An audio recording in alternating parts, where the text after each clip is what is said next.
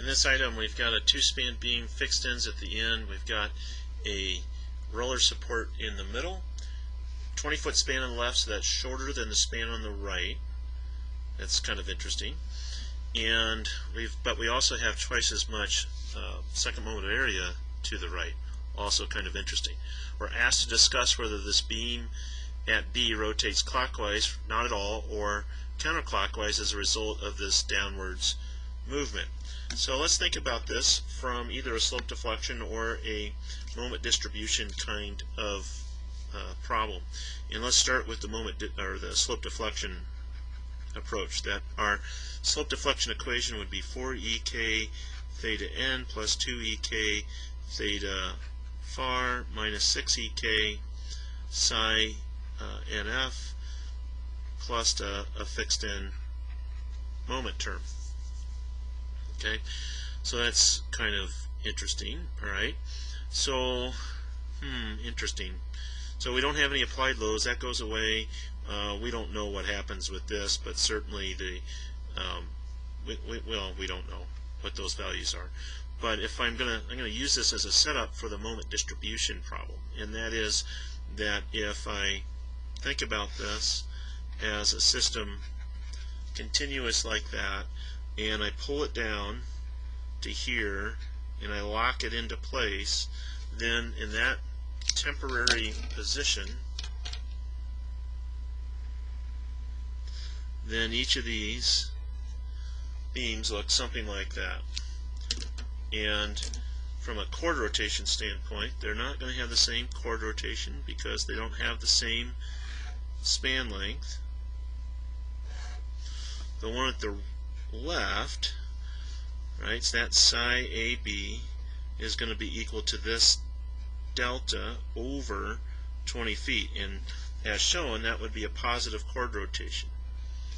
The second one would be, I'm presuming I'm going ABC as I walk across this, that second one then would be a minus delta over 30 feet. Right, so that's at least one aspect of things. And then let's also look at the relative stiffnesses.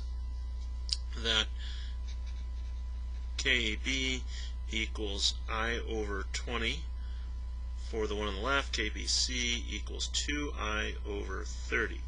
Now KB that's the same thing as 3I over 60, and 2I over 30 is the same thing as 4I over 60, so we could say that's equal to 3K and this one's equal to 4K. So the beam on the right is, sorry, not sure if you saw that, but the beam on the right is stiffer overall, but it also has a smaller chord rotation for the same amount of sway. Somehow all this has to play into things. Right now, this term becomes the equivalent of our fixed end moment. And so let's draw a free body diagram here of the joint in its locked down position.